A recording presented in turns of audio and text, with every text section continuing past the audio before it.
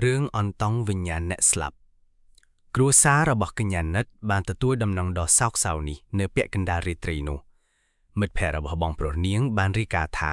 ជនរងគ្រោះបានដួលម៉ូតូស្លាប់ភ្លាមៗនៅកន្លែងកើតហេតុស្ថានភាពនៃសាកសពត្រូវបានពិពណ៌នាថាមានរបួសជាច្រើនកន្លែងដែលត្រូវនឹងការប៉ះទង្គិចដោយសារគ្រោះថ្នាក់ចរាចរណ៍ដំបូងឡើយក្រុមគ្រួសារដែលកំពុងតែសោកសៅយ៉ាងខ្លាំងនោះបានទទួលយកការបញ្យល់នេះដោយគ្មានការសង្ស័យអ្វីឡើយពួកគេបានរៀបចំពិធីបុណ្យសពតាមប្រពៃណីដោយគិតថាវាជាឧបទ្ទវហេតុដែលមិននឹកស្មានដល់មួយប៉ុណ្ណោះប៉ុន្តែក្រោយពីពិធីបុណ្យសពបានបញ្ចប់ទៅកញ្ញាណិតនិងសមាជិកគ្រួសារមួយចំនួនទៀតបានចាប់ផ្ដើមមានការសង្ស័យទៅលើការស្លាប់នេះ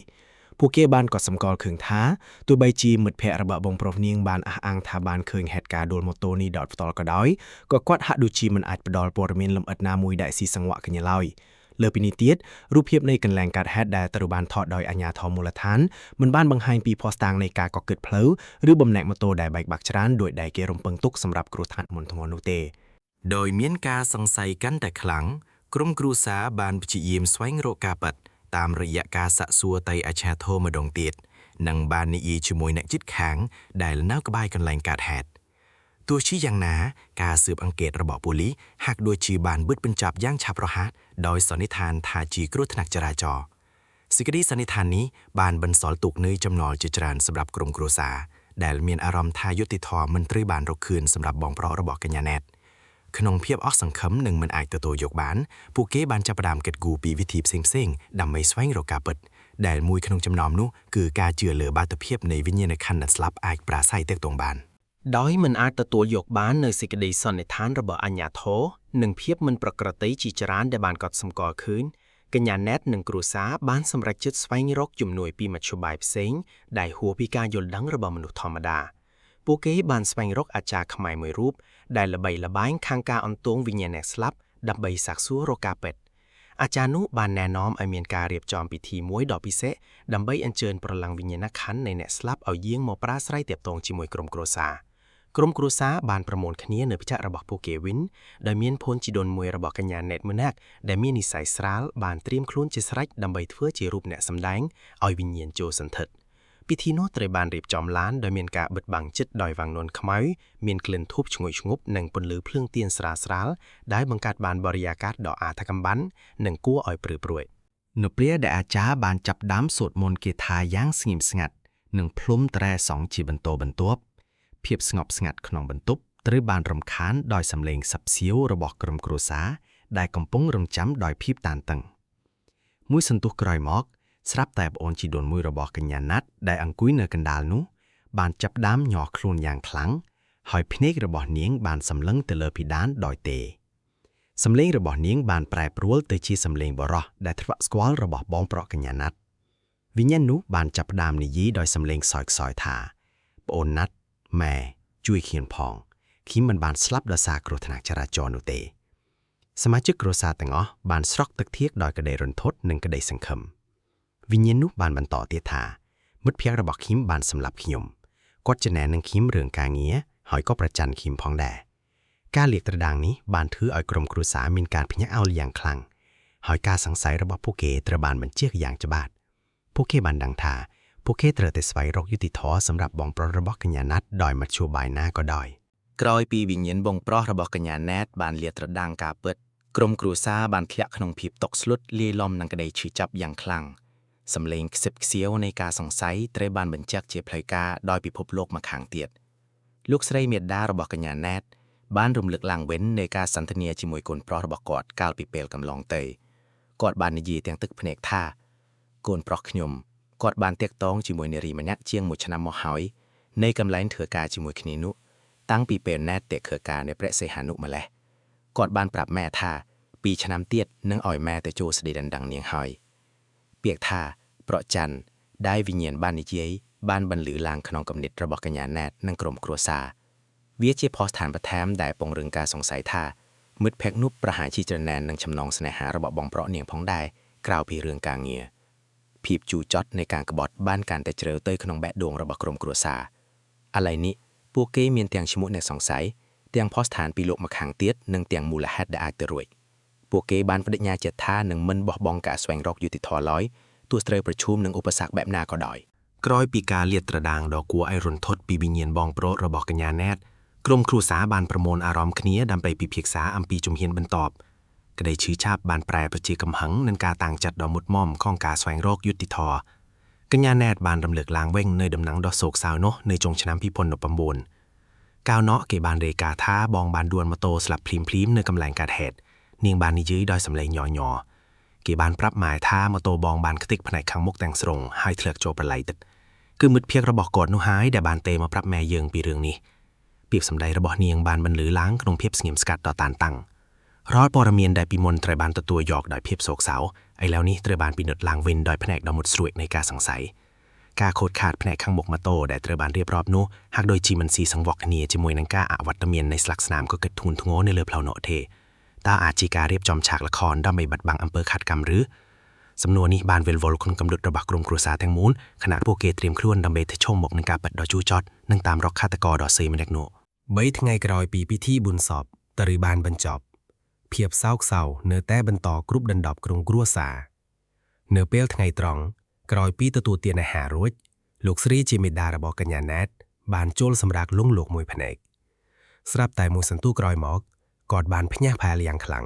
ងហើយរត់ចេញពីបន្ទប់ដោយស្រែកឡើងថាកូនមកពីណាអ្នកណាថាកូនស្លាប់ម៉ែមិនជឿទេសំឡេងស្រែករបស់គាត់បានទាក់ទាញចំណាប់អារម្មណ៍កញ្ញាណែតនិងបងប្អូនដទៃទៀតដែលកំពុងនៅក្បែរនោះពួកគាត់បានប្រញាប់ប្រញាល់រត់ទៅចាប់គាត់យ៉ាងលឿនព្រោះខ្លាចគាត់រងនូវភាពទុក្ខស្រុតខ្លាំងពេកដោយសារការនឹកកូនប្រុសជាទីស្រឡាញ់ជាពិសេសដោយសារគាត់មិនទាន់អាចធ្វើចិត្តទទួលយកការស្លាប់របស់កូនប្រុសដែលបានបាត់បង់ជីវិតយ៉ាងស្រស់ភ្លាមបែបនេះនោះឡើយកញ្ញាណែតនិងបងប្អូនបានប្រញាប់ប្រញាល់ទៅលួងលំម្ដាយរបស់ពួកគាត់ខណៈដែលគាត់បន្តយំសោកបោកខ្លួនពួកគាត់បានសម្លឹងមើលទៅទិសដៅដែលម្ដាយបានចង្អុលដោយរំពឹងថានឹងឃើញអ្វីដែលធ្វើឲ្យគាត់ភ្ញាក់ផ្អើលយ៉ាងខ្លាំងដូចនេះប៉ុន្តែនៅទីនោះមិនមានអ្វីឡើយក្រៅពីកូនគោមួយក្បាលកំពុងស៊ីស្មៅយ៉ាងស្ងៀមស្ងាត់នៅក្រៅរបងផ្ទះប៉ុណ្ណោះក្រុមគ្រួសារបានព្យាយាមពន្យល់ម្ដាយថាប្រហែលជាគាត់យល់ស្បាត់ដោយសារការនឹកកូនប្រុសខ្លាំងពេកប៉ុន្តែលោកស្រីជាមេដាបានអះអាងយ៉ាងមុតមមទាំងញ័រខ្លួនថាគាត់ពិតជាបានឃើញកូនប្រុសរបស់គាត់មែនគាត់បានពិពណ៌នាដោយសំឡេងដាច់ថាម៉ែឃើញកូនប្រុសម៉ែពិតមែនគាត់ឈរនៅទីនោះខ្លួនប្រាណរបស់គាត់ប្រឡាក់សុទ្ធតែឈាមហើយគាត់ក៏មានកាន់កាបូបមួយផងដែរការពិពណ៌នាដ៏គួរឲ្យរន្ធត់នេះបានធ្វើឲ្យក្រុមគ្រួសារមានអារម្មណ៍ព្រឺព្រួយជាថ្មីនេះជាសញ្ញាមួយទៀតពីវិញ្ញាណក្ខន្ធនៃអ្នកស្លាប់ដែលហាក់ដូចជាកំពុងព្យាយាមប្រាស្រ័យតាក់ទងដោយផ្ទាល់ជាមួយម្ដាយរបស់គាត់ដើម្បីបញ្ជាក់អំពីភាពអយុត្តិធម៌នៃការស្លាប់របស់គាត់ពួកគាត់កាន់តែមានជំនឿចិត្តថាត្រូវតែស្វែងរកយុត្តិធម៌ឲ្យបានទោះបីជាត្រូវពឹងផ្អែកលើភាគស្តាងដែលហួសពីលោកនេះក៏ដោយបន្ទាប់ពីបទពិសោធន៍ដ៏គួរឲ្យរន្ធត់របស់លោកស្រីជាមេដាក្រុមគ្រួសារទាំងមូលបានប្រមូលគ្នាជាថ្មីដោយមានជំនឿចិត្តយ៉ាងមុតមមចំពោះសារដែលទទួលបានពីពិភពលោកមួយខាងទៀតការសង្ស័យពីមុនត្រូវបានបំបត្តិចោលទាំងស្រុងដោយសារតែភស្តុតាងដែលហួសពីការពន្យល់តាមបែបវិទ្យាសាស្ត្រកញ្ញាណែតនិងបងប្អូនបានរំលឹកឡើងវិញនូវពាក្យសម្ដីរបស់ប្រលឹងបងប្អូនរបស់នាងដែលបានចូលសន្ធឹកក្នុងខឿនពួនជីដូនមួយរបស់នាងកាលពីប៉ុន្មានថ្ងៃមុនសំឡេងដែលពោរពេញទៅដោយទុក្ខសោកនោះបានបន្លឺឡើងក្នុងគំនិតរបស់ពួកគេថាម៉ែជួយកូនផងគេវាយកូនគេសម្លាប់កូនមិត្តកូនជានាងសម្លាប់កូនរាល់ពាក្យសម្ដីទាំងអស់បានចាក់ដោតដល់បេះដូងរបស់ពួកគេហើយការយល់ដឹងកាន់តែច្បាស់បានលេចឡើងក្រុមគ្រួសារបានពិភាក្សាគ្នាដោយហ្មត់ចត់អំពីព័ត៌មានដែលថាកូនកំពុងនៅចាំកន្លែងដែលស្លាប់នោះពាក្យនេះបានផ្ដល់នូវអារម្មណ៍មួយថាវិញ្ញាណក្ខន្ធបងប្រុសរបស់កញ្ញាណែតមិនទាន់អាចទៅកាន់សុគតិភពបាននៅឡើយទេហើយប្រហែលជាកំពុងរងចាំយុត្តិធម៌នៅទីតាំងកាន់ហេតុផ្ទាល់នេះជាការដាស់តឿនដ៏សំខាន់មួយដែលជំរុញឲ្យពួកគេធ្វើសកម្មភាពដោយមិនបង្អែតបង្អាំងដើម្បីស្វែងរកការពិតនៅកម្លាំងដែលឃាតកម្មបានកើតឡើងនិងដើម្បីឲ្យប្រលឹងអ្នកស្លាប់បានស្ងប់សុខពួកគេបានបដិញ្ញាចិត្តថានឹងវិលត្រឡប់ទៅកន្លែងកើតហេតុវិញដើម្បីរកទម្រួយប្រថែមទោះបីជាត្រូវប្រឈមមុខនឹងភាពភ័យខ្លាចយ៉ាងណាក៏ដោយដោយមានការពិភាក្សានិងការពិចារណាយ៉ាងស៊ីជម្រៅអំពីសារដែលទទួលបានពីពិភពលោកខាងវិញ្ញាណកញ្ញាណែតបានចែករំលែកនៅការយល់ដឹងដ៏គួរឲ្យរន្ធត់មួយជាមួយក្រុមគ្រួសារនាងបានបញ្ជាក់ថាប្រលឹងវិញ្ញាណក្ខន្ធរបស់បងប្រុសនាងហាក់ដូចជាមិនទាន់អាចទៅចាប់ជាតិបាននៅឡើយទេបើយោងតាមសញ្ញានិងសារនានាដែលពួកគេបានទទួលខ្ញុំមានអារម្មណ៍ថាប្រលឹងបងមិនទាន់បានទៅចាប់ជាតិទេព្រោះប្រហែលជាមានគេឲ្យគាត់នៅចាំរងចាំឲ្យគេមកជំនួសកញ្ញាណែតបាននិយាយដោយសំឡេងខ្សឹបខ្សៀវលាយឡំនឹងភាពភ័យខ្លាចពាក្យថាគេឲ្យនៅចាំគេមកជំនួសបានធ្វើឲ្យក្រុមគ្រួសារទាំងមូលមានអារម្មណ៍ព្រឺព្រួយជាខ្លាំង វាបានបង្កប់ន័យថាមានអំណាចងងឹតឬបណ្ដាសាណាមួយដែលកំពុងឃុំឃាំងព្រលឹងអ្នកស្លាប់មិនឲ្យទៅកាន់សុគតិភពបានហើយរងចាំការផ្លាស់ប្ដូរដ៏អាចកំពេញមួយការលាកតដាងនេះបានបន្ថែមស្រទាប់នៃភាពអាចកំពេញនិងភាពភ័យរន្ធត់កាន់តែខ្លាំងឡើងទៅលើសក្ខកម្មរបស់ពួកគេក្រុមគ្រួសារបានយល់ថាការស្វែងរកយុត្តិធម៌នេះលែងគ្រាន់តែជារឿងលោកីទៀតហើយប៉ុន្តែវាក៏ជាការតស៊ូដើម្បីដោះលែងព្រលឹងអ្នកស្លាប់ឲ្យបានស្ងប់សុខផងដែរពួកគេបានត្រៀមខ្លួនប្រឈមមុខនឹងអ្វីគ្រប់យ៉ាងដែលនឹងកើតឡើងដើម្បីស្រ័យចំណងដែលចងព្រលឹងកូនប្រុសរបស់ពួកគេឲ្យនៅជាប់នៅលោកនេះច្រើនថ្ងៃក្រោយមកស្រាប់តែទូរស័ព្ទរបស់លោកសេរីជាមេដារបស់កញ្ញាណែតបានបន្លឺឡើងវាជាលេខរបស់ប៉ូលីសដែលបានហៅមកក្នុងសំឡេងដ៏ម៉ឺងម៉ាត់ប៉ុន្តែលាយឡំនឹងការសោកស្ដាយលោកប៉ូលីសបានជម្រាបថាជម្រាបសួរលោកស្រីខ្ញុំសូមជម្រាបជូនលោកស្រីថាបន្ទាប់ពីការស៊ើបអង្កេតយ៉ាងស៊ីជម្រៅយិនបានចាប់ខ្លួនជនដៃដល់ហើយគឺជាមិត្តភក្តិរបស់កូនប្រុសលោកស្រីផ្ទាល់សំឡេងរបស់លោកស្រីមេដាបានញ័រទៅត្រើកដោយការតក់ស្លុតលាយឡំនឹងការខឹងសម្បាប៉ូលីសបានបន្តទៀតថាតាមពិតទៅកូនប្រុសរបស់លោកស្រីមិនបានស្លាប់ដោយសារគ្រោះថ្នាក់ដួលម៉ូតូនោះទេគឺជាករណីឃាតកម្មដោយចេតនាមូលហេតុគឺបណ្ដាលមកពីការប្រច័ណ្ឌរឿងសង្សារពាក្យសម្ដីទាំងនេះបានបំបត្តិចោលរាល់មន្ទិលសង្ស័យទាំងអស់របស់ក្រុមគ្រួសារទោះបីជាការពិតដ៏ជូរចត់នេះបានបង្កើនការឈឺចាប់យ៉ាងខ្លាំងក៏ដោយក៏វាបាននាំមកនូវពន្លឺនៃយុត្តិធម៌បន្ទាប់ពីរយៈពេលជាច្រើននៃភាពងងឹតក្រុមគ្រួសារបានយល់ច្បាស់ថារស់សារនិងសញ្ញាពីពិភពលោកម្ខាងទៀតគឺជាការពិតហើយការតស៊ូរបស់ពួកគេដើម្បីស្វែងរកយុត្តិធម៌មិនបានខុសប្លែកនោះឡើយក្រោយពីការលាតត្រដាងដ៏គួរឲ្យភ្ញាក់ផ្អើលពីសំណាក់អាជ្ញាធរប៉ូលីសដំណើរការពិលិចច្បាប់បានដំណើរការទៅមុខដោយឆាប់រហ័សជនដៃដល់ដែលជាមិត្តភក្តិរបស់បងប្រុសកញ្ញាណេតនោះត្រូវបានកាត់ទោសពីបទឃាតកម្មដោយចេតនាហើយបានទទួលទោសជាប់ពន្ធនាគារតាមច្បាប់យុតិធម៌នៅលើលោកីទីបំផុតក៏បានលេចចេញឡើងបន្ទាប់ពីការតស៊ូស្វែងរកការពិតដោយមិនចេះនឿយហត់របស់ក្រុមគ្រួសារទោះបីជាយ៉ាងណាទោះបីជាឃាតករត្រូវបានបដិសេធទោសក៏ដោយក៏បេះដូងរបស់កញ្ញាណេតនិងសមាជិកគ្រួសារទាំងអស់នៅតែពោពេញទៅដោយការនឹករលឹកនិងទុក្ខសោកយ៉ាងខ្លាំងចំពោះការបាត់បង់កូនប្រុសនិងបងប្រុសជាទីស្រឡាញ់របស់ពួកគេ